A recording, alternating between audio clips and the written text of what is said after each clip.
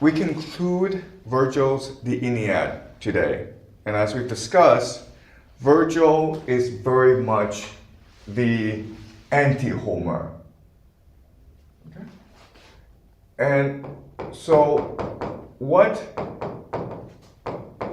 the Aeneid is really a response to the Iliad and the Odyssey. Remember, Homer believes that love is the unifying force of the universe. It is a center. It is what gives you life. It's what gives you purpose and hope. For Virgil, what matters is the idea of piety or obedience to the gods and to your father. And as we discussed, Virgil sets up a very stark contrast between love and piety, where they are competing forces. You cannot love and be pious at the same time. And piety is ultimately the main centralizing force of the universe.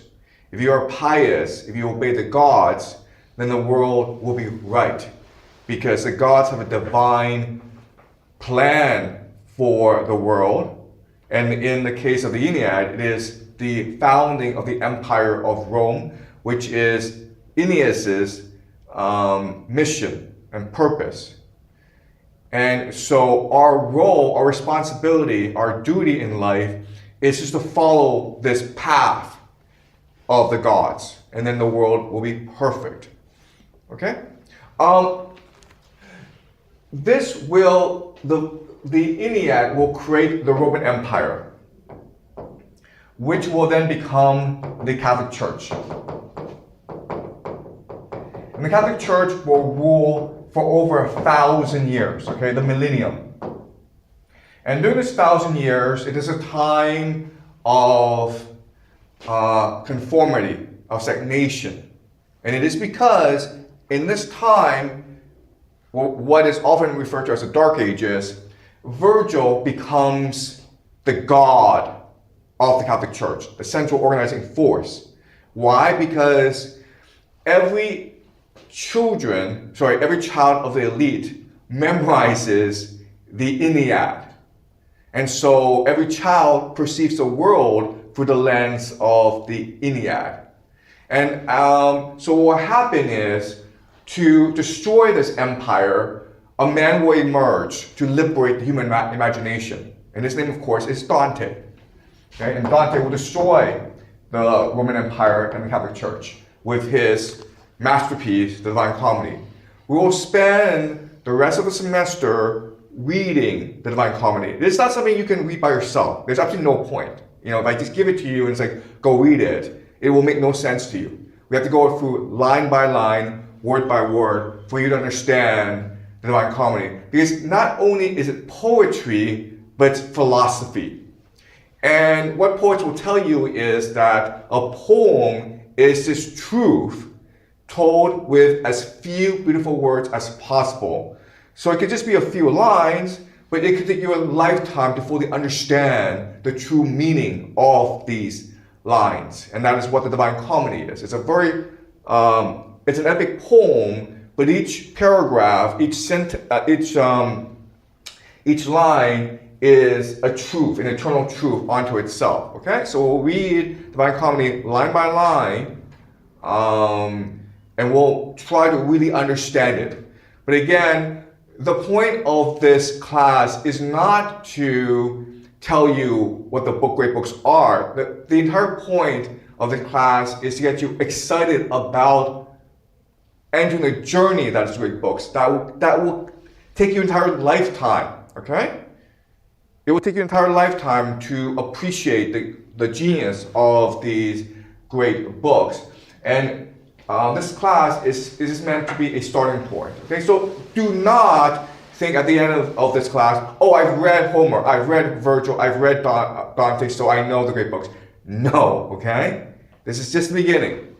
All right, so where we are in the story of the Aeneid is that Aeneas gets shipwrecked, and he becomes a guest of Dido, the queen of Carthage.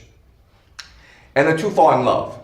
Dido falls in love with the fact that Aeneas is not just a great warrior and very handsome, but also because he's a great storyteller. He tells her the story of the fall of Troy. And the two fall in love, and Dido has this burning passion for Aeneas. And the gods,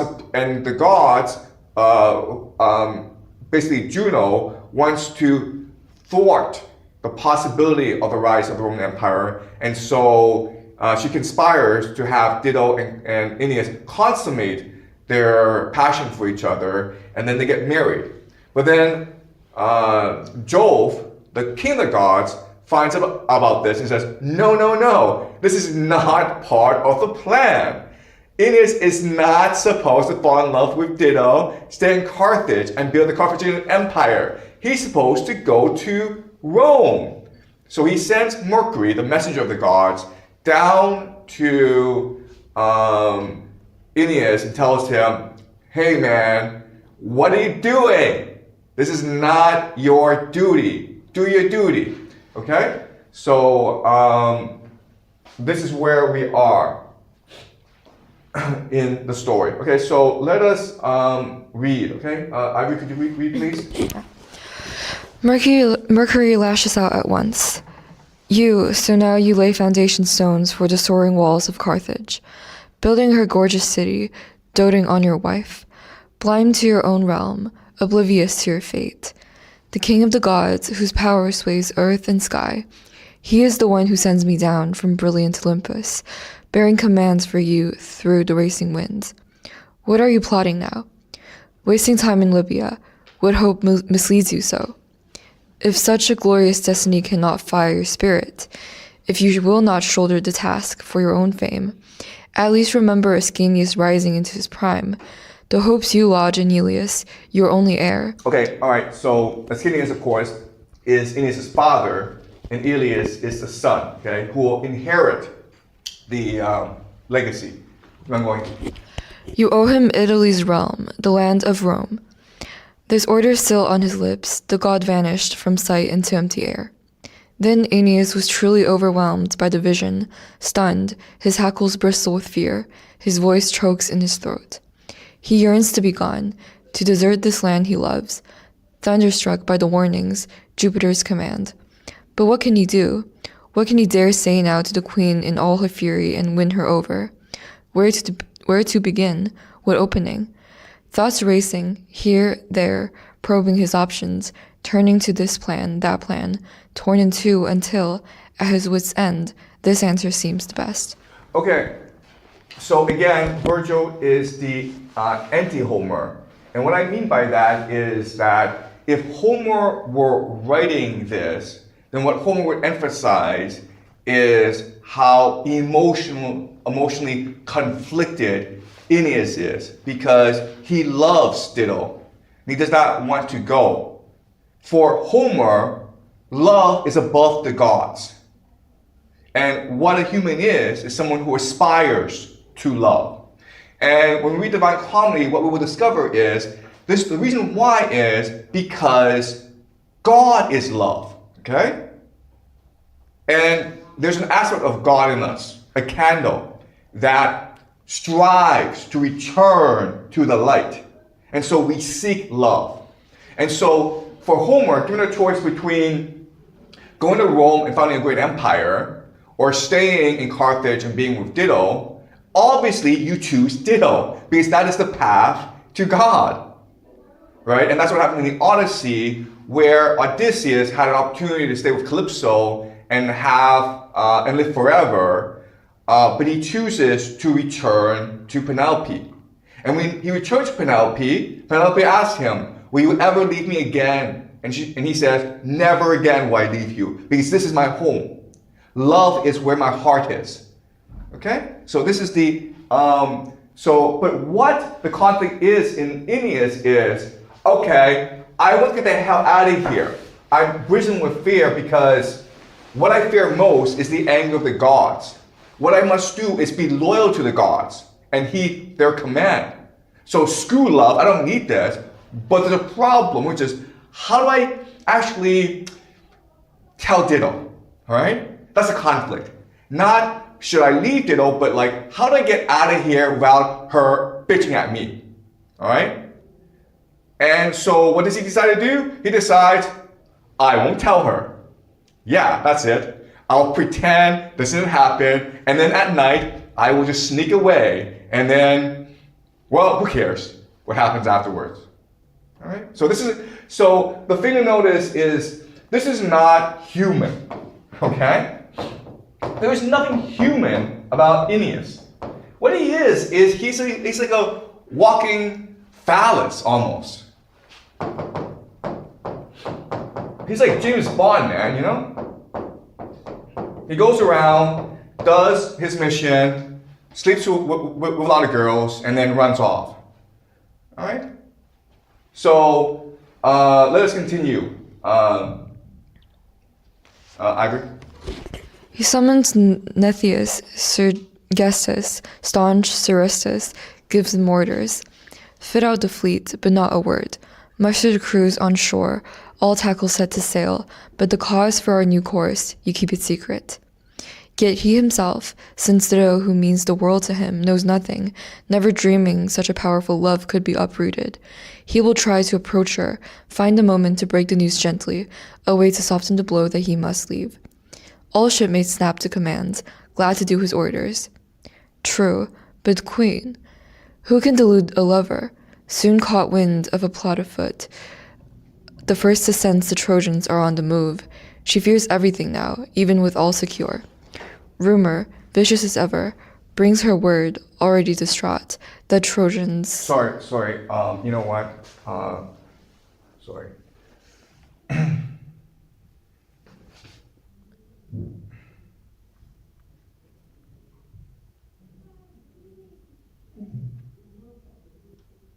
Yeah, are rigging out their galleys, gearing to set sail. She rages in helpless frenzy, blazing through the entire city, raving like some maniac, driven wild when the women shake the sacred emblems, when the cyclic orgy, shouts of Bacchus fire her on, and Citharon echoes round with maddened midnight cries. Okay, all right, so certain things to notice, okay. Bacchus is the god of creativity for the Greeks.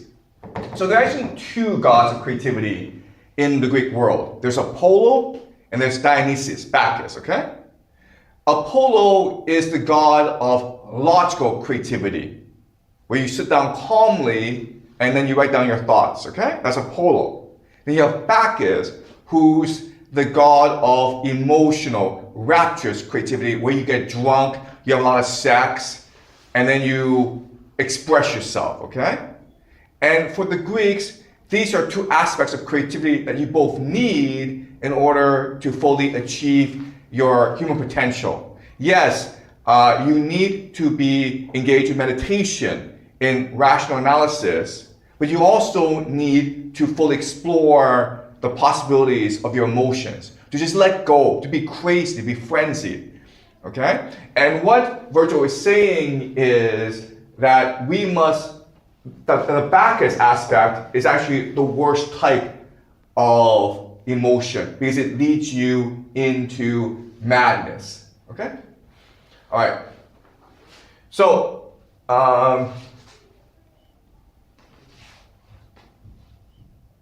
keep reading, Ivory. At last she assails Aeneas before he said a word. So, you traitor, you really believed you'd keep this a secret, this great outrage. Steal away in silence from my shores. Can nothing hold you back? Not our love, not the pledge once sealed with our right hands. Not even the thought of Ditto doomed to a cruel death. Okay, stop, okay, all right. So, this line, not the pledge once sealed with our right hands. This is an allusion, of course, to, right here, okay. This is an allusion, of course, to the Odyssey, where Odysseus and Penelope meet again for the first time in 20 years. And Penelope basically says to Odysseus, convince me that you actually know my husband. And Odysseus says, well, because of this ornament that Penelope gave to Odysseus, right? And that ornament, of course, is the pledge sealed with their love for each other. And this pledge, this memory, this bond is what carries them for all of eternity. So that even though they are a great distance from each other, their hearts are still conjoined together. And so what Dido says is, does this pledge mean nothing to you, Aeneas? And Aeneas, of course, is like, it's a word, it's nothing. All right? What matters is your oath to the gods. What matters is your loyalty to the gods. All right, keep going. Why labor to rig your fleet when the winter's raw, to risk the deep wind, north winds closing in? You cruel, heartless. Even if you were not pursuing alien fields and unknown homes, even if ancient Troy were still standing, still, who'd sail for Troy across such heaving seas? You're running away from me? Oh, I pray you by these tears, by the faith in your right hand. What else have I left myself in all my pain? By our wedding vows, the marriage we began, if I deserve some decency from you now, if anything mine has ever won your heart, pity a great house about to fall, I pray you, if prayers have any place, reject this scheme of yours. Thanks to you, the African tribes, Numidian warlords hate me, even my own tyrants rise against me. Thanks to you, my sense of honor is gone, my one and only pathway to the stars, the renown I once held dear. In whose hands, my guest, do you leave me here to meet my death? All right, okay. So two things to remember, okay? The first thing is that in the Odyssey, the journey where it ends, the destination, is towards home, to be with Penelope again, to be a family again, okay? And that is the end of this epic journey. But in the Iliad, it's the reverse, where you start off with a relationship, with love. And then you have to abandon love in order to go on this epic journey to found the Empire of Rome. Okay? So you see how it's inverse now. In the Odyssey, the entire purpose of your life is to return home and to be in love, to fall in love, okay? But in the Iliad, love is what you have to abandon in order to fully fulfill your destiny, okay? That's number one. Number two is this. What Dido is saying is, thanks to you, I've lost everything, okay? So love, my love for you, means I have to abandon my pride, my reputation, my own people. Without love, because my love for you, I become nothing. Okay? And this inverses the inversion of what happened in the Odyssey, where because Odysseus sought glory and fame in war, he became traumatized with PTSD. He saw the horrors of war where innocent people, innocent families were destroyed because of war, and that traumatized him. And what allowed him to resurrect himself, what allowed him to escape his trauma and rebuild his sense of identity is going home and finding love again. And this love is able to resurrect his worldview and give him the courage and the power to fight on, okay?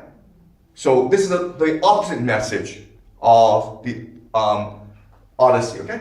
All right, so now, okay, so Dido is saying to Aeneas, you're abandoning me. You tricked me, I fell in love with you, and now you're abandoning me.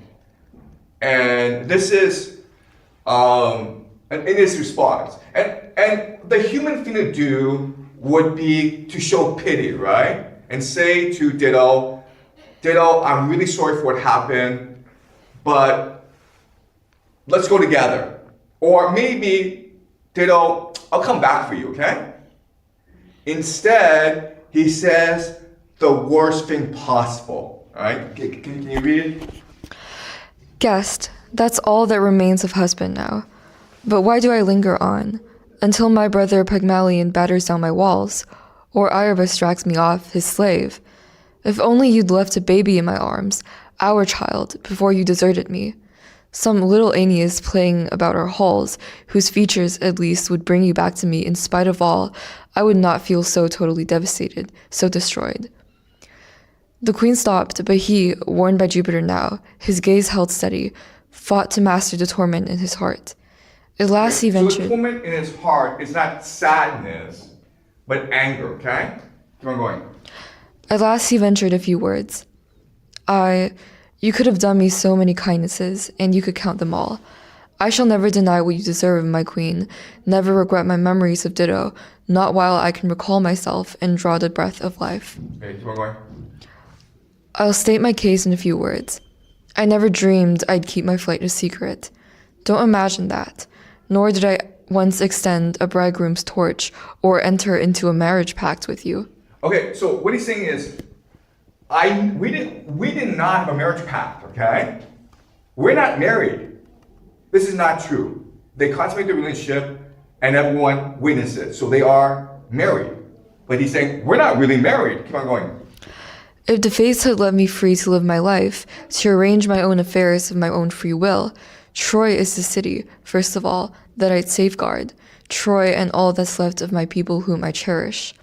The grand palace of Priam would stand once more. With my own hands I would fortify a second Troy to house my Trojans in defeat.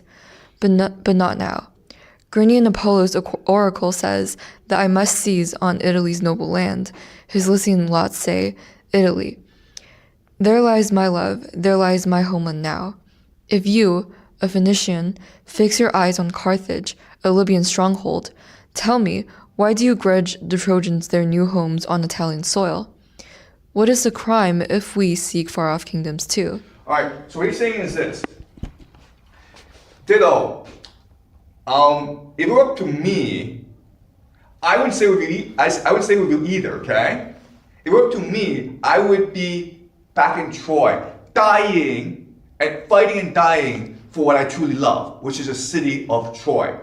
Now that I've lost Troy, I must build an empire. You have your own empire, Carthage. Why stop me from building my own empire in Italy? Okay, so what matters is not love, what matters is power. That's why we live, that's why we exist, to seek more power. Love gets in the way, and therefore love must be discarded. You, Ditto, I do love you, but you're in my way, therefore get out of my way. All right, so now Ditto is distraught. She fell in love with Aeneas and broke her vow to her former husband, Sychaeus. And now she knows her people don't respect her anymore. And she knows that the neighboring warlords have contempt for her. And they might even attack her because previously she rebuffed their advances, so they feel insulted. But at the same time, she's still desperate in love with Aeneas. And she knows she cannot stop him from leaving for Italy. And so she decides eventually that her only solution is suicide. But she has a sister, Anna, who will keep watch over her. Okay, so she develops a very elaborate ploy to kill herself.